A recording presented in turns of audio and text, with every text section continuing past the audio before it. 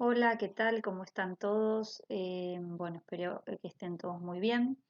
Hoy tenemos una nueva clase virtual que es la clase sobre los modos anormales de terminación del proceso, que está programada como la unidad número 17. Así que bueno, este tema tiene relación con definir cómo va a finalizar un proceso. Es decir, si nosotros llamamos que el modo normal de terminar el proceso luego de pasar por las distintas etapas del proceso que vimos a lo largo del curso, es decir, la etapa introductoria, luego la etapa probatoria, para llegar luego de la presentación de los alegatos a la sentencia como modo normal de terminar ese proceso sin perjuicio de los recursos de apelación. Estamos hablando de la sentencia definitiva, ¿no?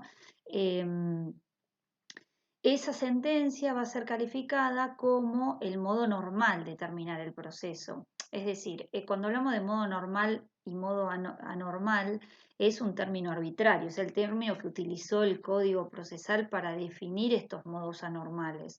También van a encontrar que algunos autores se refieren al modo ordinario de terminar el proceso y a los modos extraordinarios de terminar el proceso. Pero lo cierto que es para distinguir aquella finalización normal del proceso que se produce a través del dictado de la sentencia con aquellos modos anormales de terminar el proceso. Esto lo que nos invita a pensar es que no hay un solo modo de terminar un proceso, sino que existen por el Código Procesal, por nuestro sistema que crea el Código Procesal Civil y Comercial de la Nación, los modos anormales de terminación del proceso. Va a prever 5 supuestos el Código Procesal que comienzan a partir del artículo 304 en adelante. Vamos a ver primero el desistimiento. ¿Qué significa desistir? Es decir, en términos procesales. Desistir significa abdicar, significa renunciar, significa abandonar. Entonces, el desistimiento como modo anormal de terminar el proceso puede ser un acto procesal unilateral o bilateral. Ahora vamos a ver que puede ser un supuesto en donde desistamos unilateralmente una persona, una de las partes, o bien requerir la conformidad de la contraria. Entonces, el desistimiento es posible por quien articula una pretensión y no por quien plantea una defensa. Vamos a decir que en este caso puede desistir aquel quien planteó la pretensión. Sería el desistimiento exclusivo del actor o bien del reconviniente en el caso de que exista una reconvención, pero es un acto de aquel que plantea la pretensión y no de aquel que se defiende. Bien, en caso de el desistimiento como modo anormal de terminar el proceso, tenemos que distinguir dos supuestos. Uno es el desistimiento del proceso y otro es el desistimiento del derecho. Al desistimiento del derecho también lo van a encontrar en algunos libros como el desistimiento de la acción, que también se lo conoce de ese modo. Pero claramente son dos supuestos distintos. El desistimiento del derecho, si el actor quiere desistir del derecho, es decir, de la pretensión articulada, no requiere la conformidad de la otra parte, claramente porque el efecto que provoca desistir del derecho será el efecto que crea la cosa juzgada. En este sentido, no podrá ir a reclamar ese derecho en otro proceso. ¿Por qué? Porque lo desistió. Entonces, ese desistimiento va a operar en calidad de cosa juzgada y esa parte no podrá hacer valer ese derecho en otro proceso. Distinto es el desistimiento del proceso, en donde lo va a poder hacer de forma unilateral y sin requerir la conformidad de la otra parte únicamente antes de notificar la demanda al demandado. Porque si ya se notificó el traslado de la demanda al demandado, entonces se requiere la conformidad del demandado. ¿Por qué? Porque no genera el mismo efecto con respecto a la cosa juzgada. ¿Por qué? Porque ese derecho que no se desistió, porque solo se desistió del proceso, con lo cual de lo único que se abdicó es de continuar con esa instancia, se puede hacer valer en otro proceso, con lo cual el actor podría iniciar otro proceso y generar el mismo reclamo. Por eso, si ya se notificó el traslado de la demanda, solamente el actor va a poder desistir si tiene la conformidad del demandado por esta circunstancia. Otro elemento del desistimiento que es importante tener en cuenta que para desistir se necesita no solo la legitimación sustancial en términos de capacidad, sino también la legitimación procesal. Ojo con esto del tema de va a desistir un abogado, por ejemplo, que tiene un poder y no es un poder suficiente para poder desistir o de la acción o del derecho. Quiero decir con esto que tiene que estar expresamente facultado ese representante para poder desistir o de el proceso o del derecho. Entonces, tiene que estar facultado para poder hacerlo. Por eso hacen falta claramente las dos legitimaciones, tanto la sustancial como la procesal. Y el desistimiento podrá llevarse a cabo en cualquier instancia del proceso antes del dictado de la sentencia. ¿Por qué digo esto? Porque si ya se dictó una sentencia y por un lado el proceso terminó, con lo cual no se podría desistir del proceso después. Pero si además, si se dictó una sentencia también o se reconoció un derecho, se hizo lugar a la pretensión del actor o se rechazó la pretensión del actor, lo que fuere, por ende ya tampoco se podría desistir del derecho. Entonces, podríamos estar hablando de otra figura, pero ya no del desistimiento. Entonces, es importante definir hasta cuándo podemos terminar, generar el modo anormal de terminación, de finalización del proceso a través de esta figura que es el desistimiento. Bueno, este sería el primer modo anormal de terminar el proceso. Después también tenemos al allanamiento. Ya vimos en clases anteriores como actitud del demandado al contestar la demanda la posibilidad de que el demandado se allane. Está contemplado en el artículo 307 del Código Procesal el allanamiento y refiere a esta posibilidad que tiene el demandado. ¿Qué es el allanamiento? Es un acto jurídico procesal que consiste en el sometimiento total o parcial del demandado a las pretensiones del actor. Cuando digo que el sometimiento puede ser total o parcial, es importante para ver qué sucede en ese proceso, si fue parcial o si fue total, que ahora lo vamos a ver. Acá, por oposición a lo que veníamos diciendo del desistimiento, le corresponde al demandado el allanamiento, es decir, el que se puede allanar a las pretensiones del actor es el demandado, o bien el reconvenido se podría allanar a las pretensiones del reconviniente. Pero es el opuesto, digamos, a lo que veníamos hablando en el caso del desistimiento. Ahora, allanarse, y esto es una diferencia importante, no constituye el reconocimiento ni de la verdad de los hechos ni del derecho, sino que es un acto que es voluntario, en este caso del demandado, y que permite a través de esa actitud que asume el demandado el progreso de la pretensión articulada por el actor. En este sentido, lo único que genera como efecto es eso, no se trata de reconocer ni la verdad de los hechos ni el derecho invocado por el actor.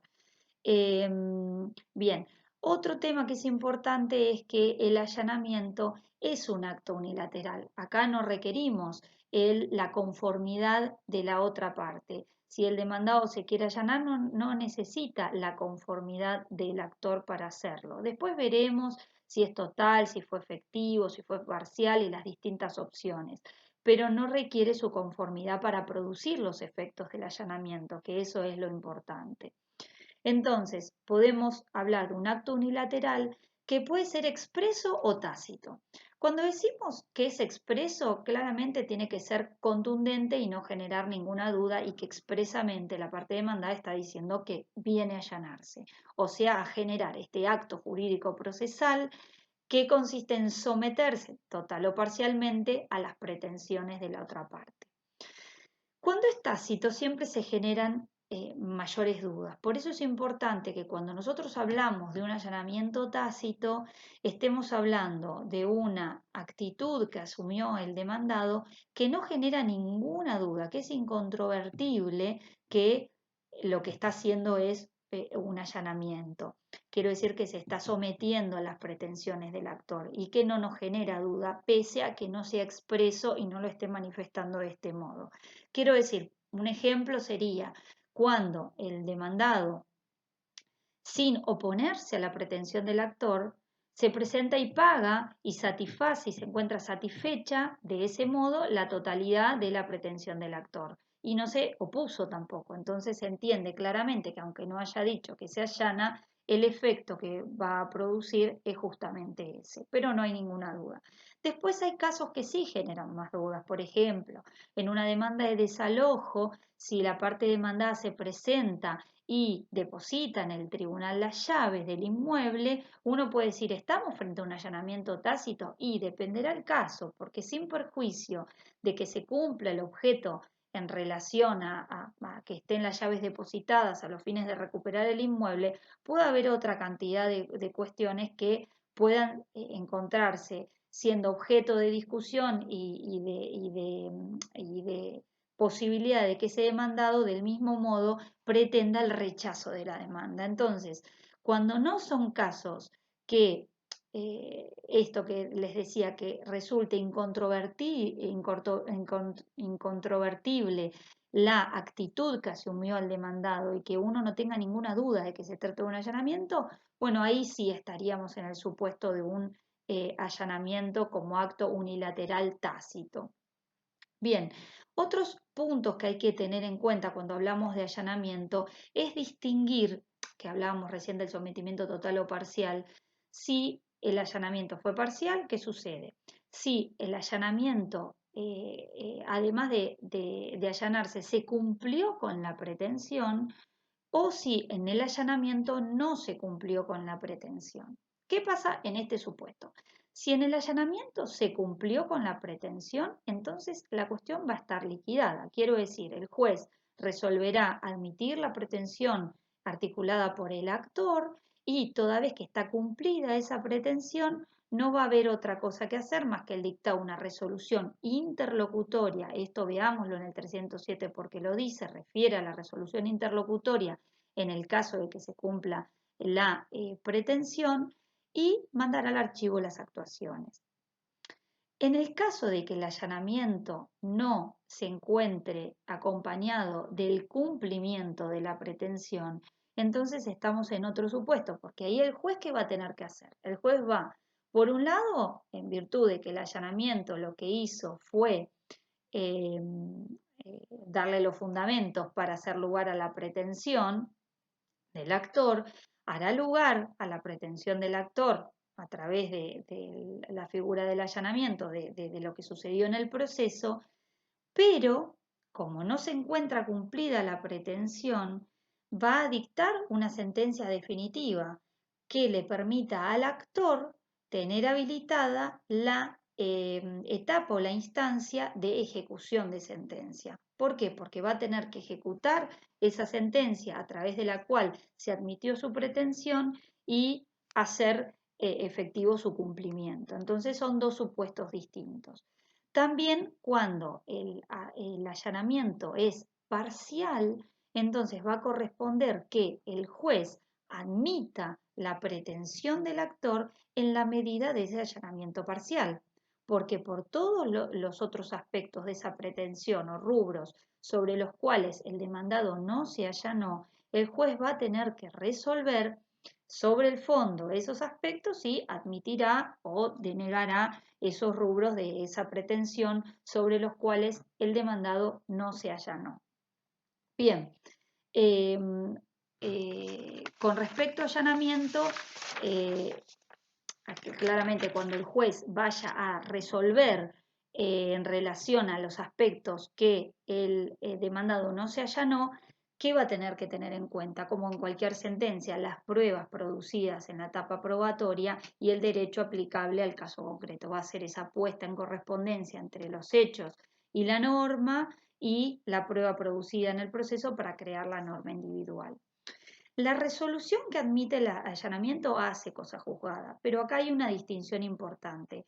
La cosa juzgada va a jugar con respecto a la pretensión y no con respecto a los hechos, porque recién vimos que el allanamiento no importa ni el reconocimiento de la verdad de los hechos invocada por el actor, ni el reconocimiento del derecho invocado, con lo cual es una cosa juzgada que va a estar limitada a la pretensión que en definitiva es admitida dentro del marco que produce el allanamiento como actitud del demandado al contestar la demanda.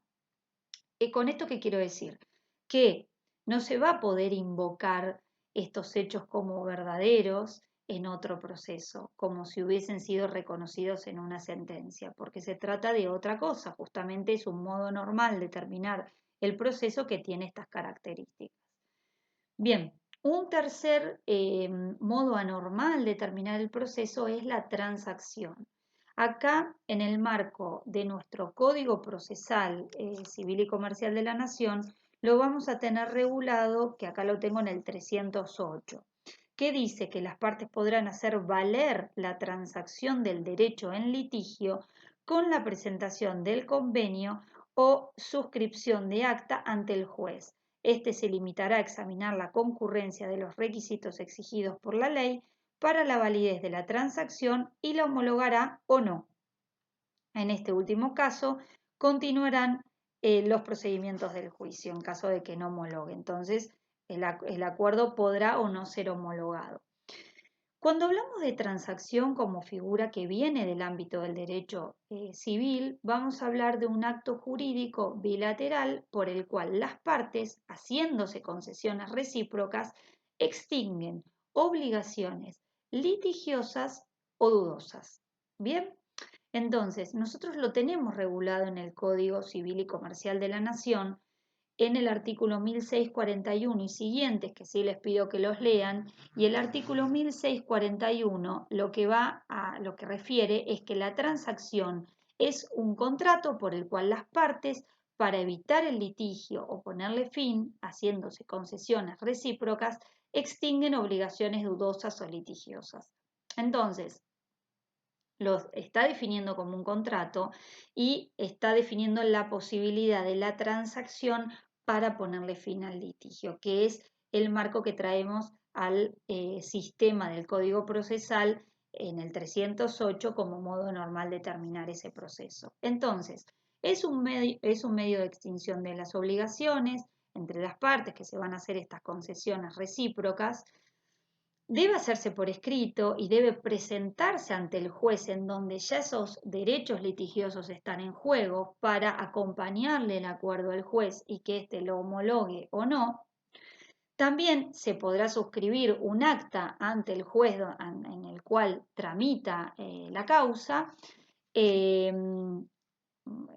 Con lo cual puede ser objeto de un acta que se celebre frente al juez en una audiencia, esto es lo que quiero referir y que también lo refiere el 308, y después un artículo importante que viene del articulado del Código Civil es el 1643, que va a referir a que la transacción debe hacerse por escrito y si recae sobre derechos litigiosos, solo es eficaz a partir de la presentación del instrumento firmado por los interesados ante el juez de la causa. Y seguidamente, en 1644 del Código Civil también va a referir, que acá se los voy a leer, aquellas cuestiones que sean objeto de transacción y cuáles son las prohibiciones. Veámoslo. Miren, el 1644 dice, prohibiciones. No puede transigirse sobre derechos en los que está comprometido el orden público ni sobre derechos irrenunciables. Tampoco pueden ser objeto de transacción los derechos sobre las relaciones de familia o el estado de las personas, excepto que se trate de derechos patrimoniales derivados de aquellos o de otros derechos sobre los cuales expresamente este código admite pactar. Entonces, claramente aquellas cuestiones que afecten el orden público no pueden ser objeto de transacción y con respecto a las relaciones de familia no podemos transar y ponernos de acuerdo de decir, bueno, estamos divorciados y las dos partes están de acuerdo en considerarse que están divorciados y de este modo ellos mismos pactan su divorcio. Esto no funciona así, sino que lo que admite dentro de las relaciones de familia como posibles a ser objeto de una transacción son aquellas derivadas que tengan, por ejemplo, contenido patrimonial, que pueden ser las cuestiones sobre alimentos de los hijos menores, también pueden ser las cuestiones que hacen a la división del régimen de comunidad de bienes, en donde las partes pueden ponerse de acuerdo en cómo van a dividir o repartir, por ejemplo, la cantidad de bienes conyugales que tengan. Esas cuestiones sí, pero las otras que tienen que ver con las relaciones de familia no, ni las que afecten el orden público. Y ni los derechos que resultan irrenunciables, como por ejemplo los derechos laborales o de los trabajadores. No se puede pactar en esos términos ni ser objeto de transacción. Bien, el último, antes de hacer el primer corte y tratar en la segunda parte de la clase la caducidad de la instancia, va a ser la conciliación. Nosotros ya vimos en una clase que estuvo a mi cargo la conciliación como modo anormal de terminar el proceso. Acá está previsto en el artículo 309 la conciliación como modo anormal de terminar el proceso, y cuando nosotros vimos la clase sobre sistemas de solución alternativa de conflictos, vimos como un modo no adversarial a la conciliación. Es un término que tiene muchos significados y que en algunos supuestos puede generar algunas confusiones. El artículo 309 concretamente dice: los acuerdos conciliatorios celebrados por las partes ante el juez y homologados por éste tendrán autoridad de cosa juzgada. Cuando nosotros vimos conciliación como modo o como sistema de solución alternativa de disputas, hablábamos de conciliar como componer, como ponerse de acuerdo, y distinguimos la conciliación en la fase extra procesal o judicial y la intrajudicial, para poner en el centro de la escena y la figura del juez como quien convoca esa conciliación dentro del proceso. Claramente en los dos supuestos se trata de un avenimiento amigable de las partes, ¿no? Cuando estamos en la conciliación intraprocesal y se arreglan las diferencias de las partes, es ante la presencia del magistrado o a instancia, porque las convoca a las partes el propio magistrado. ¿Qué quiero decir con esto? ¿Se acuerdan la audiencia preliminar? El artículo 360, inciso primero, establecía esta posibilidad que existe en la audiencia preliminar de llegar a una conciliación, que el juez intente conciliar y acercar a las partes a los fines de alcanzar un acuerdo. Lo mismo se encuentra previsto en artículo 36, inciso segundo, en el cual en cualquier momento del proceso el juez puede convocar a las partes para alcanzar una conciliación.